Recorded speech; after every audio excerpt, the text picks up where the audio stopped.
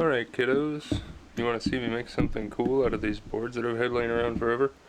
We're going to try and get our shelves made out of some of these here for upstairs in the studio, and then we're also going to try back here with these thicker boards to make a table.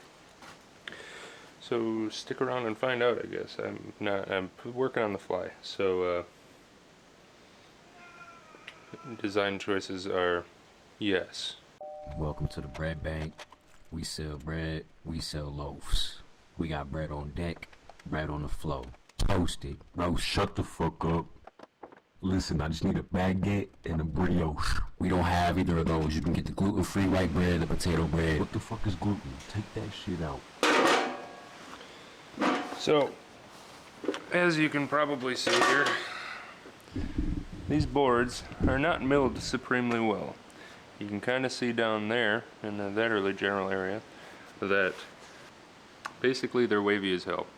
They kind of do a little bit of this, and I've been debating on what I wanted to do with these for quite a while because they were not milled correctly the first time. There's a lot of tension in these boards because they're red oak, I believe. This is what I use for all the trim in my house that I've done so far, and I was planning on using it all for that.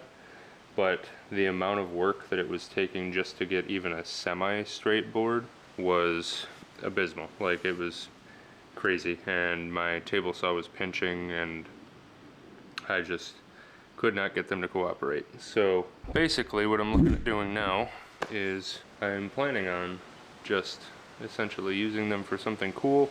I think they'll have a lot of character to them if I leave them the way that they are. I might do a little bit of rough sanding just on the surface here, just to take off some of these blade skips. You can see all this stuff here, all these horizontal lines here. These are all when the guy who milled these was in the process of doing so. He was not paying attention enough or something along those lines, or his machine was not cooperating with him, whatever the circumstance was. When the blade was going through horizontally, it was probably one of two things. Is either that his blade was dull and so it was stopping starting, or he was getting a lot of debris underneath his wheels on his carriage on the bandsaw mill. I would guess it would be that his wheels were wobbling, or maybe a bearing went bad or something like that.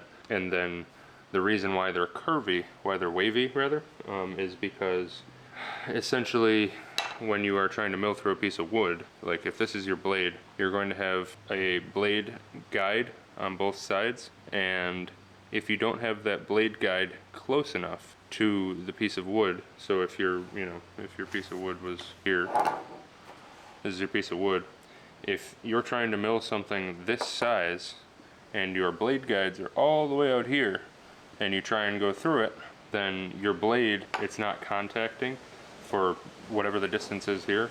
So essentially what's going to happen is your blade's going to want to tend to wave and move around while you're milling stuff, and it causes this basically.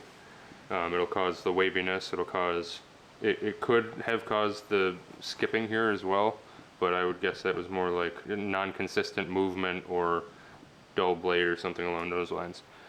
So either way, the mill was the problem with these. What I'm going to do now is, because like I said, I've been debating on what I wanted to get out of these for a while, because I don't have a whole lot of projects that I can just use real rough lumber. I'm thinking I'm going to turn these into a couple of shelves for upstairs in the barn, because it's a barn, and we just did that. If you watched last week's video, somewhere up in this early direction, I'll try and put the link in there if I remember. If you watched last week's video where we finished up on the build for the interior wall covering up in the upstairs of the studio on the south wall, I still got to figure out the north wall, but that's going to come later. I'm working on getting this one finished first, and then we'll see what we can do there. But I'm planning on putting these shelves up there because it's already kind of rough. I like the rustic look a lot. I've always loved, we've got this old vintage chestnut cabinet in our house that we use for a games cabinet, and that'll end up probably up in the barn at some point for keeping my board games and stuff in. We used it when we were kids. It's all really, really rough made, and there's cracks and checks, and it's kind of like, if somebody was looking at it like from a quality standpoint, it's really nothing to, write home about, but just the amount of character that it has in it just by nature of it being as rough as it is and as old as it is. I think it's from the late 1800s. I don't know, it's just a beautiful piece to me. Yeah, so I want to go for sort of that kind of vibe with both the shelves and the table will probably be a similar kind of quality. I'm going to do a good job with it. I'm going to make sure they're sturdy, but I'm not going to do a whole lot to alter these, because to me it's just not worth it, and I also kind of just like the look of them. I will probably take off and I'll do a square cut on the ends just to make it look, you know, nice and finished, and then I will do probably a rip down both sides here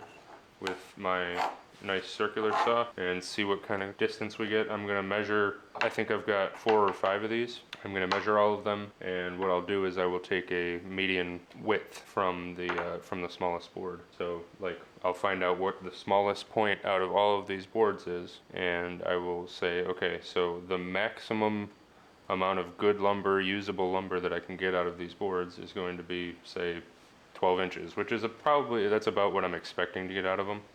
If I get a little more, great. If not, then that's fine too.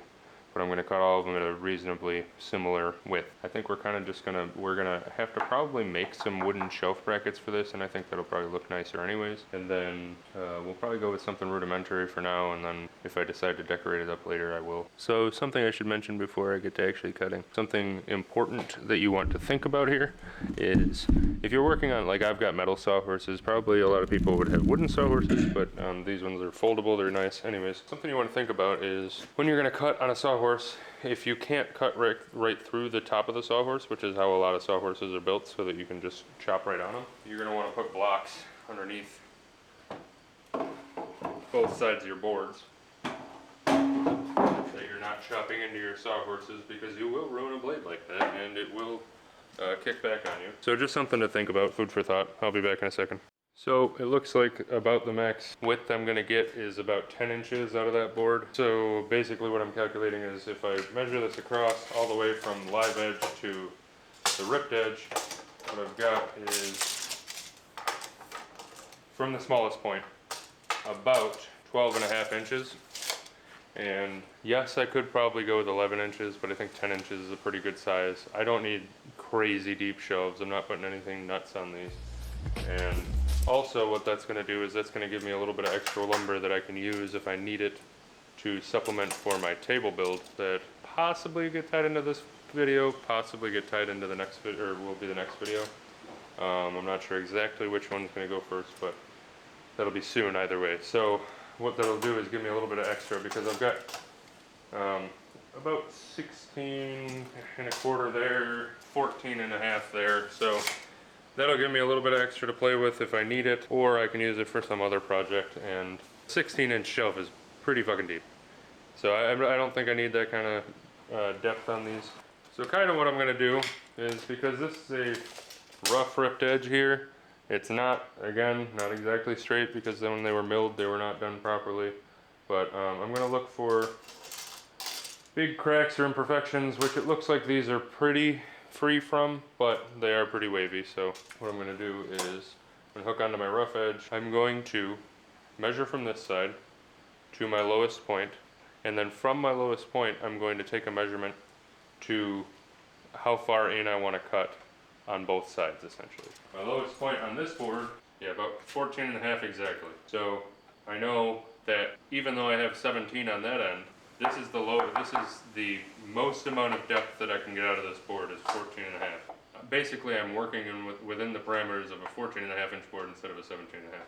So I want to get it down to 10 inches, about 4.5 inches that I need to get rid of from my lowest point. So I'm going to say that I want to cut off about, or 1.5 inches.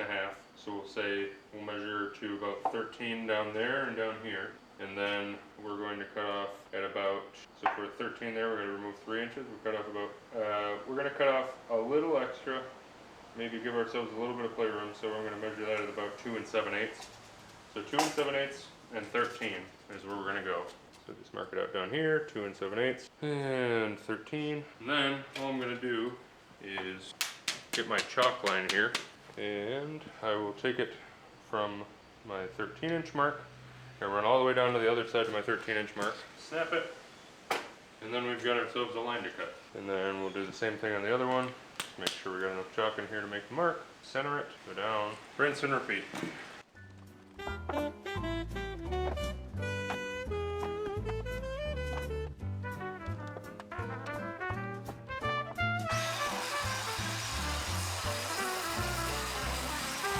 What I can do now is I can go over and I can take this to my miter saw. I can get some nice square cuts on the ends because my miter saw can handle 10-inch boards, and that'll give me a good base to start from or to end with, honestly, because after I cut the ends off, that's basically it for the shelves. I mean, I could go crazy and do a whole bunch of routing and sanding and everything like that. I might do a little bit of sanding because I think I'm going to do some kind of finish on these. I would like them to be a little bit darker.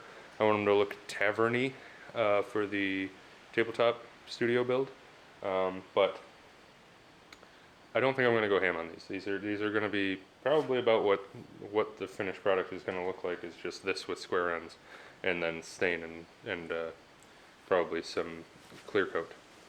So yeah, but you can see, I don't know if I cut that part of the video out, but this is very thick, this is very thin. I can't mill that down with the tools that I have, so I'm just going to roll with it, and it's not going to bother me any. It's going to be up on a barn wall made of 30-year-old fence, so it'll be good. I'm going to keep ripping these out, and I will get back to you when we're done so I don't have to put you through that agonizing terror again. So I'll show you here. As you can see, maybe on this board here, it's a pretty significant split, and then that kind of trails.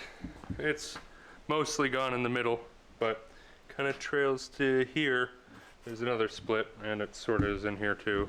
What I'm emphasizing here is that that's good enough for me, you know? Like, sometimes you kind of just have to work with what you got. This is what I've got. I think it's going to look pretty cool either way. I think actually the splits give them character, so not everything has to be perfect. You know, it's going to be functional. It's going to look kind of sweet, I think, when I'm done with it. Yeah. Sometimes it's derogatory, but in this case, good enough for who it's for. You know what I mean? Like, I think it's going to look pretty dope at the end of it, and we'll be good. Anyways. Okay, so now we're over here at the chop saw. Basically, I'm just going to cut off a square end. I measured them out. Looks like I'm going to get about 10-ish foot of usable board out of all of these. Okay, so I thought I was recording that whole time, and I was not.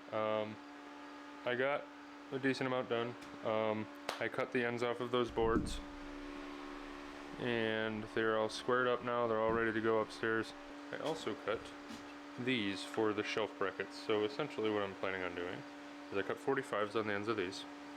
So I've got a 12-inch and a 10-inch, and then a 10-inch cross piece. These are just some scraps I had laying around from an earlier project. So essentially what I'm going to do here is something vaguely along those lines, just to give ourselves some room to attach to the wall here. And I am planning on taking this, and I am going to do a notch in this top board on all of the top boards I've got. Essentially, I just need to take one of my boards here, and I can check out what the distance on it is. I can measure it too, but I'm just showing you what I'm doing. So basically, you just want this thickness, and you're going to put a mark, you know, a rough mark, and then you can clean it up later. And I've got that. And I don't want to go past probably maybe a 1/4 inch of material here, so that I don't snap this tongue off when I go to do that. So we're going to do about a 1/4 inch mark, maybe a little bit less, maybe 3/16.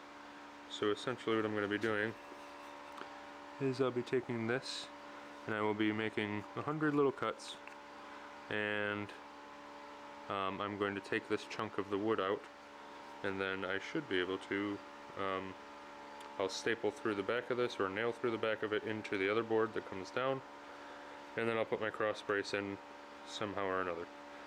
Like I said, I'm not going nuts on this. I realize there are stronger ways to do it, but 3 of these on each of the 4 boards should be, I think, plenty to hold up what I'm planning on putting on there. So I'm gonna get going on this. I'm gonna make sure that my depth is at the right height, which it is, and then I'll show you after that what I've got going on. So okay, so real quick before I get started on all this stuff, I'm going to make what's known as, well, it's going to be crude, but I'm going to make what's known as a crosscut sled real quick, just to make my cuts easier. All I've got is 2 pieces of wood, a piece of plywood that's flat and straight, and then another piece of wood for a backing piece. I'm going to nail these together, and then I am going to screw them to the face of this jig I've got for my saw.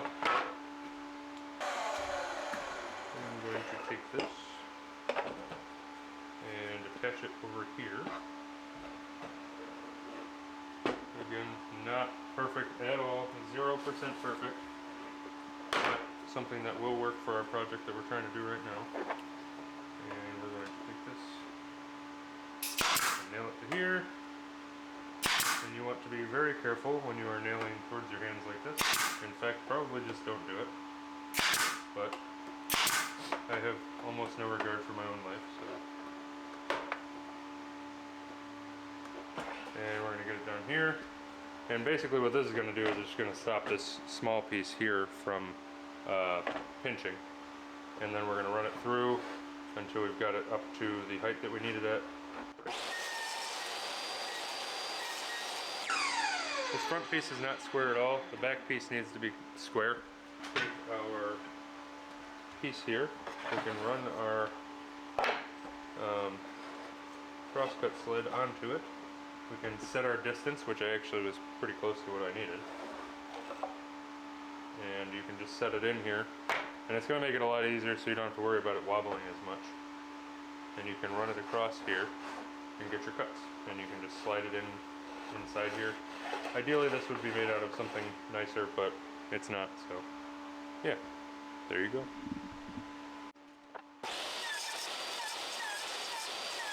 Okay, so I've got all these matched pairs here, and basically what I'm going to do is nail them all up into a 90, and then I'll use these 45 pieces that I cut to go in between them. No big deal, I'm just going to take my nail gun over here, or staple gun, whatever you want to call it, and I'm going to, I trimmed them all to fit, so they're all good now. So we got a nice clean joint. I'm going to take them, and I want to make sure that I'm facing them the right way, because I have done that multiple times now. Basically this side will be on the wall, and that'll be angled down, this side will be up. So we're going to take this and probably pop 2 staples in it, I would guess, would be about good.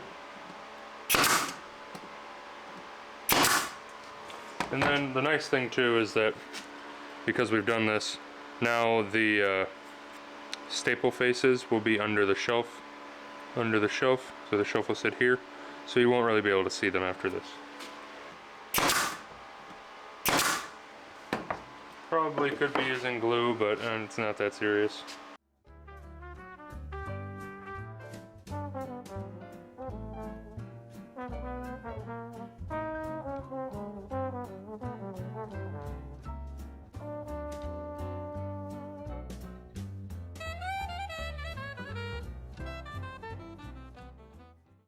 Alright, it is much later at night now.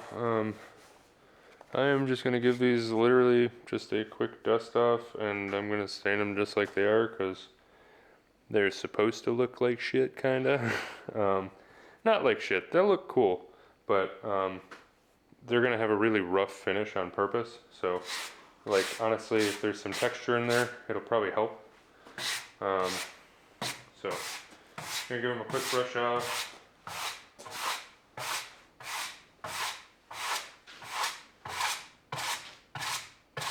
And after this, I'm gonna go work on finishing up those shelf brackets, and I'll probably give those a little bit of sand. They're actually a little bit nicer wood. Might look a little weird, but it's what we got for now. And if we decide to change it later, we change it later. It's not the biggest deal in the world.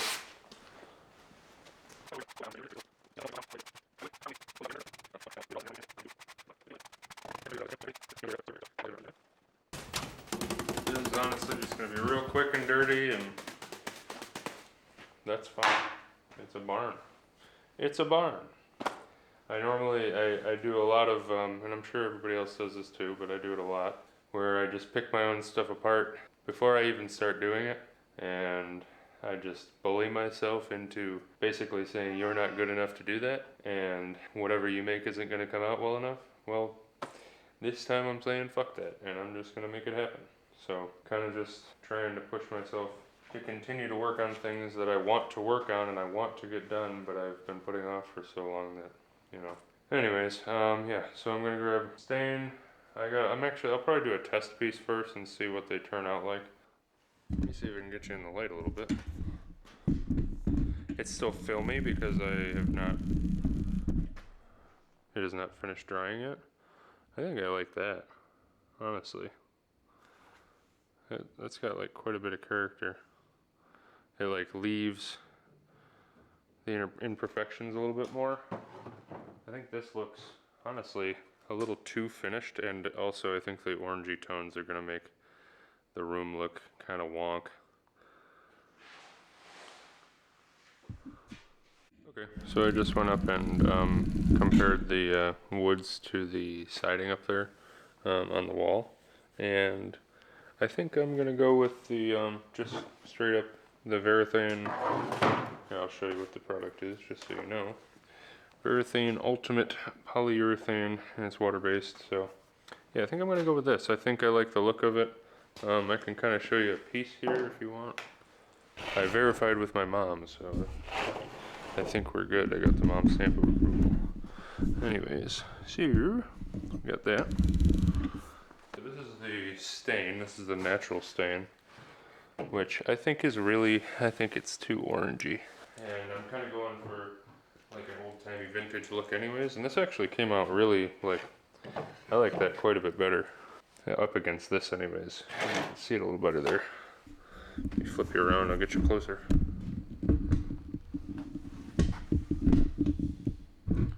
I think I like this a lot better. It seems muted in the light, but on the camera, but I think this is too orange. So I'm gonna go with the regular old polyurethane, I guess, which is easier for me actually. I have quite a bit more of it than the stain, but yeah. So there's that. I guess I'm going to pop my podcast on and I'm gonna get rolling on this. I'm gonna use a paint tray just so I don't get all the contaminants in from dipping the brush all in, but yeah.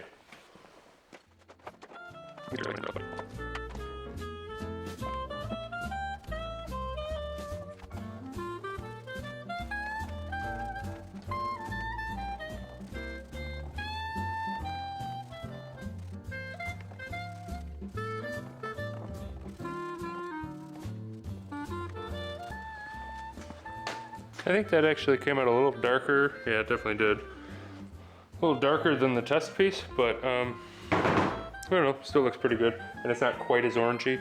I mean, if it is, it is. Can't really do a whole lot about it now. But yeah, I think that turned out pretty good. I am doing this very, very strangely, I realize. The rag actually kind of helped quite a bit. It helped dull it down a little bit, so.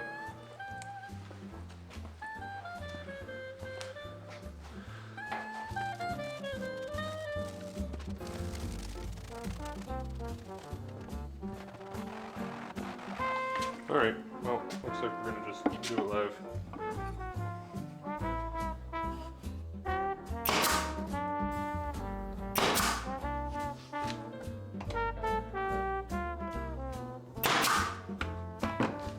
Pretty strong. Yeah, I think that's gonna be fine. Again, not perfect, not supposed to be. I can deal with that.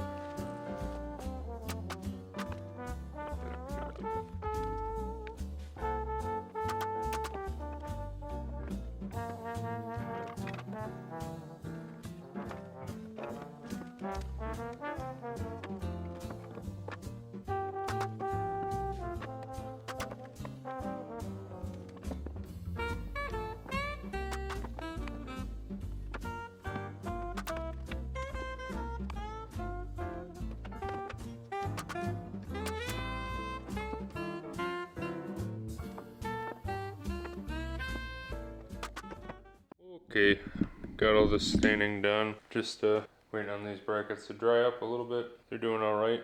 They're pretty close. I mean, I can handle them pretty all right. I am debating on how to hang them. We're gonna get there when we get there, I guess. But I guess I'm gonna probably take these upstairs one at a time, the boards, and see how they fit. Let's see what we can get here.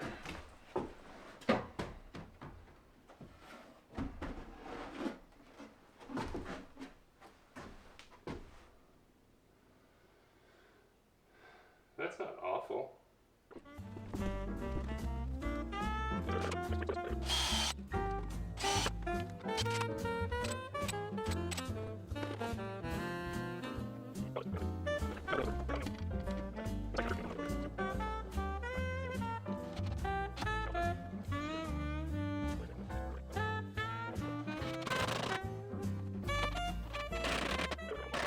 Alright, so I got all the shelves up.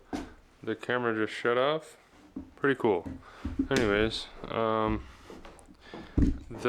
didn't screw them onto there yet. I'm gonna wait on that. I gotta find some better screws for that, but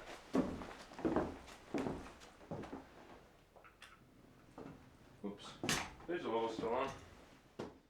It's done. You wanna see the big reveal? Here you go.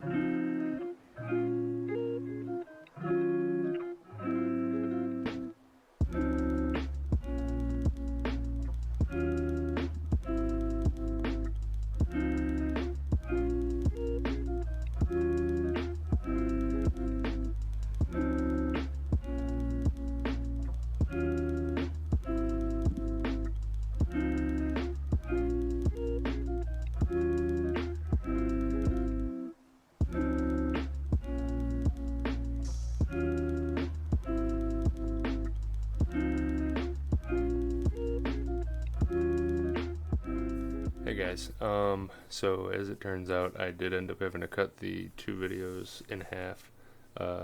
You'll see this next week at the outro. I did film an outro for both videos combined, but I ended up chopping them because the original cut was like 2.5 hours long. My first cut, I probably would have gotten it down to about, if I had to guess, like 2 hours and 10 minutes or something like that after all the chopping and whatnot, but I decided for your sake to cut them in half. Next week's video is going to be a doozy. Thank you so much for sticking around for this video, and I am working on with my friend Mars. They are going to be making me an outro and an intro